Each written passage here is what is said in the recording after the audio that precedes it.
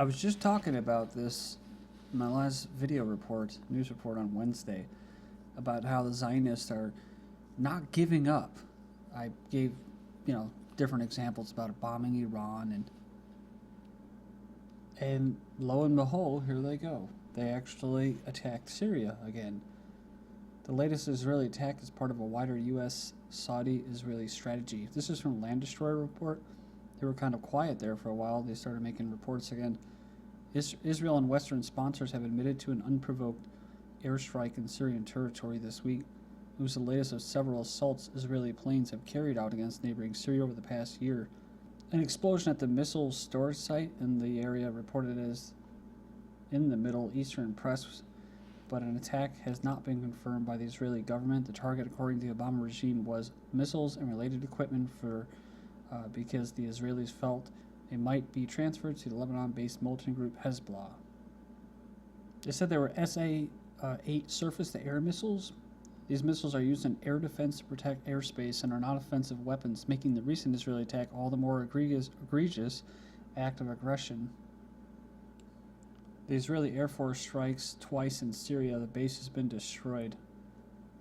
Speaking of bases, all Syrian chemical weapons factories have been destroyed, says a watchdog. This was from Reuters. Syria has destroyed all of its declared chemical weapons, that's the key word, declared, production and mixing facilities, meeting a key deadline in an ambitious disarmament program, the International Chemical Weapons Watchdog said. Because what? What happens when they say, undeclared? Assad's got undeclared chemical weapons. Well, we better bomb him. Well, we can bomb him now, right? With all the threats like last time, they couldn't actually bomb him because they would have all these chemical weapons amassed. They wouldn't be able to land there or do anything with it, lay pipelines. Right? And we even have refugees, right? That's half of it.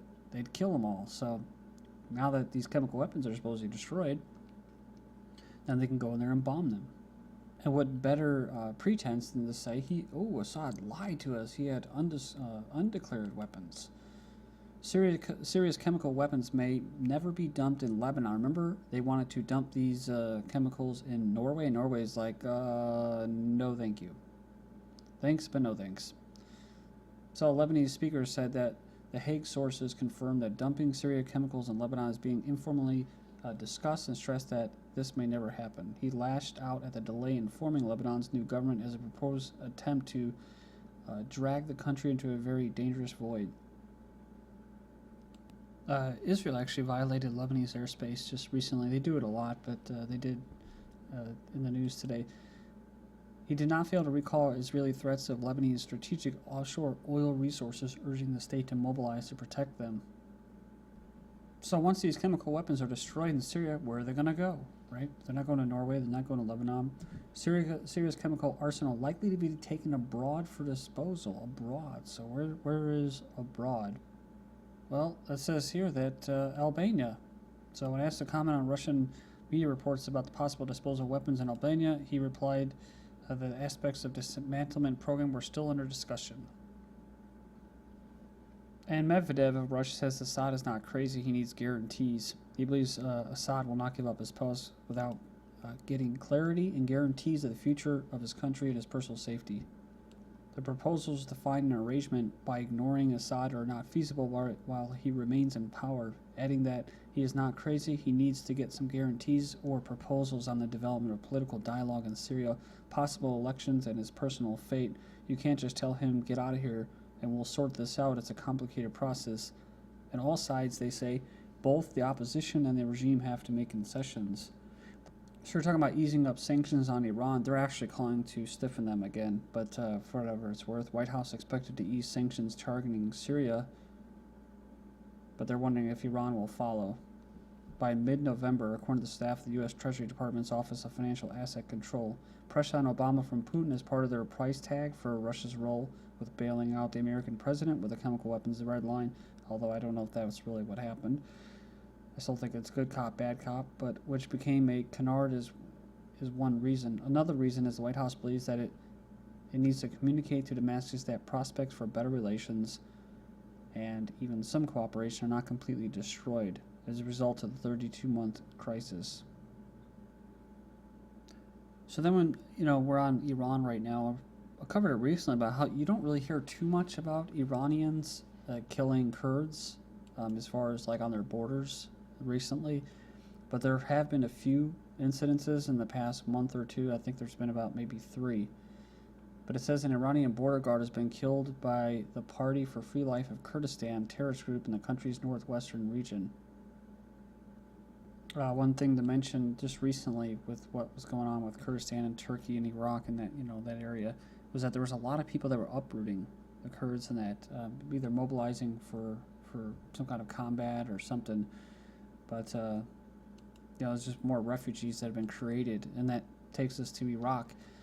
1,000 plus have been killed. October's Iraq's deadliest month since 2008. So I think the September was actually the deadliest month since 2008. Now October beats it with 1,000 plus killed. Total of 855 civilians, 65 policemen, and 44 soldiers were killed. Probably more than that, but then hundreds of Syrian refugees are denied entry into Jordan from the 31st. They're fleeing the civil war in Syria, and they're being turned back at the border with Jordan and neighboring countries. That's because they're supposed to go to European and American countries. You're not supposed to go to Jordan or Saudi Arabia. You're supposed to go to places that are different from your culture. That's what the United Nations, that's what EU, and that's what the globalists are doing. But for whatever it's worth, Obama, this was back in, March of this year, Obama vows to help Jordan take care of Syrian refugees, pledged $200 million in new aid to help it handle the flood of refugees seeking shelter from the raging civil war, or you can call it an onslaught invasion by terrorists supported by Obama. But I saw this article from the 1st of November. U.S. Treasury Department guarantees the debt issued by the Jordanian government. So the way Liberty Blitzkrieg, it's a good blog on that, or website, I don't know if they were able to tie this together, or maybe I'm just reaching, but in a bizarre announcement yesterday, the U.S. Treasury boasted that the government of Jordan had closed on a 1.25 issuance of sovereign debt guaranteed by the United States government. But this makes sense. The guarantee marks the conclusion of a process that Obama set in motion in March of 2013 when he visited Jordan, right? It can help deliver the results that Jordanians deserve. To see their schools better, the roads improve, healthcare, which is all just BS, right? It's about refugees. Take care of the refugees. I mean, Jordan could just be able to, they could just be like, well, hey, we're having a lot of uprisings here in these camps. You guys are creating all these refugees by supporting terrorists inside Syria. And all we're asking for is money to be able to take care of them. Refugees, right? Libya is a good staging point there. To Europe, 48 missing Egypt migrants found in Libya desert. Egypt being a failed state, it's exactly the way it's supposed to be right now. 48 Egyptian illegal immigrants who went missing in the desert off eastern Libya at the start of the week were found by the Libyan Air Force on Friday. They entered Libya but were abandoned on Monday by smugglers on the desert road between Tobruk and whatever this other one is.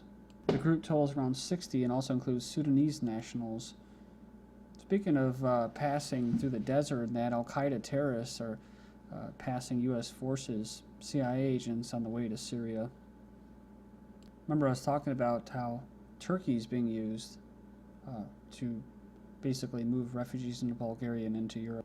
And just, I'm not making this up, from the UK Mayor, Turkish gangs smuggling Syrians into the UK and other European countries. This is a separate thing. This is a direct route. They're actually getting paid, lots of money to smuggle these people in directly into Europe. Whereas, like I said before, they're just diverting them. They're putting up a wall and that so they don't come to their country. A Daily Telegraph article reveals that armies of Al-Qaeda terrorists are using NATO member Turkey as a springboard for their invasion of neighboring Syria. I've covered about the Turkish government actually arming these terrorists being caught by journalists doing it and actually being in charge of the abductions and the kidnappings for ransom. Worst of all these terrorists literally carrying Al-Qaeda banners into battle are passing CIA outposts, U.S., British, French special operation training camps, and through Western-funded refugee camps on their way to commit a wide array of atrocities along and within Syria's borders. So basically they're saying that, they basically trumps or defies explanations of the war on terror. Like within Libya, the CIA not only watches Al-Qaeda pass, but is clearly arming them. They're doing in Libya, and that's what they're helping to do in Turkey. Royal Dutch Shell worsening Nigeria security dents oil giants' earnings. So poor Royal Dutch Shell. Their shares are down as much as 5%.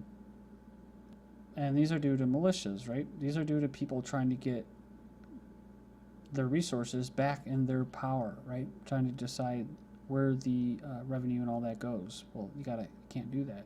Because if you do, then another militia is going to come along called Al-Qaeda.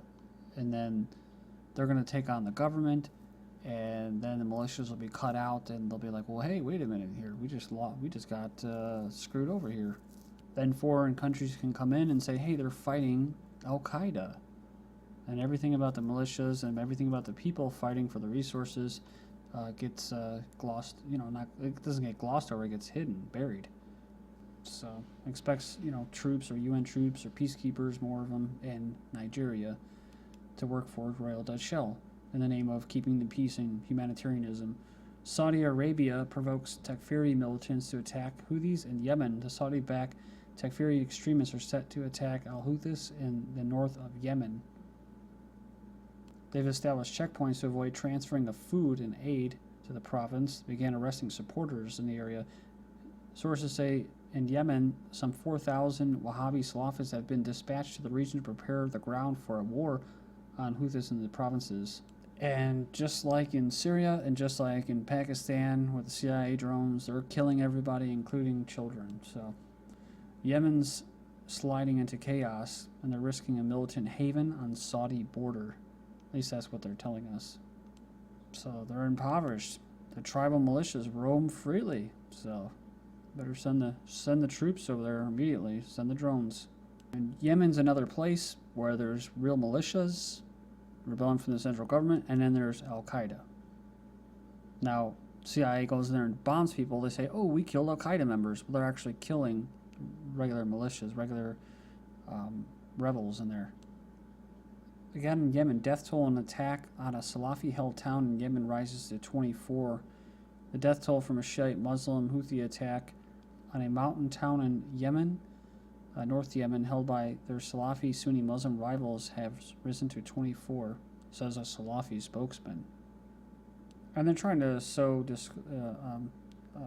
basically sectarian war. That's what they're trying to do too, just like in Syria. It's like in Iraq.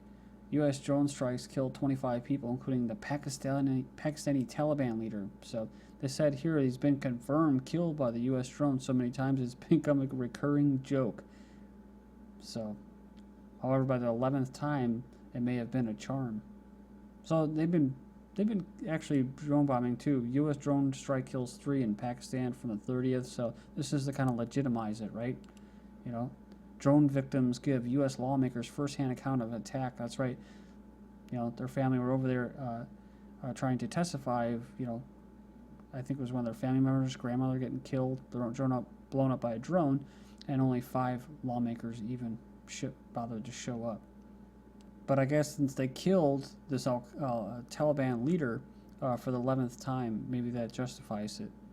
Again, I personally think that these people are trying to gain autonomy in their provinces against the central government, which is being backed by the Western powers, and they're trying to ward off imperialists. So they needed Al-Qaeda, right, to bomb the World Trade Center, which were mostly Salafis from Saudi Arabia, to go into Afghanistan. So just like Turkey's pipeline or refugee highway, the long dream of a rail link between Europe and Asia opens in Istanbul, Turkey. Finishing up here, Russia wants India and Pakistan to join SCO, or the Shanghai Cooperation Organization. China's retaliating against a U.S. naval presence in the East Asia Sea with putting their own reconnaissance ships in the Hawaiian waters. Another one bites the dust here. U.S. commander in Japan of the Army has been relieved of his duty. NATO kicks off a military exercise near the Russian border aimed at a fictitious enemy. I wonder who that is.